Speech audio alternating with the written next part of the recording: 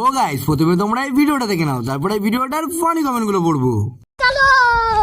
আমাদের পঞ্চমতম বিয়েবার্ষিকী ধামাল করতে গিয়ে যে গোলমাল করে ফেলবো সেটাই বুঝতে পারি। আজ আমাদের বিয়ের 5 বছর পূর্ণ হলো, তাই জন্য আমার বর আমার জন্য স্পেশাল একটা প্ল্যান করেছে। না আমি কাঁদছি এটার জন্য, আমি কাঁদছি কারণ রান্নাঘরে চিটপটাং হয়ে পড়ে গেছে। এটাই সেই সারপ্রাইজ যেটা আমাকে বর গিফট করেছে। আর তোমাদের মতে ফ্যামিলির সাথে ড্রিঙ্ক করাটা খুবই খারাপ, আর বাড়ি গিয়ে নেংটি ড্রেস পরে মদ খেয়ে শুয়ে পড়া তোমাদের কাছে খুবই ভালো। আরে দুনিয়া তুসি কামাল। আজকে और शुरू करते हैं बिना किसी बकचोदी के।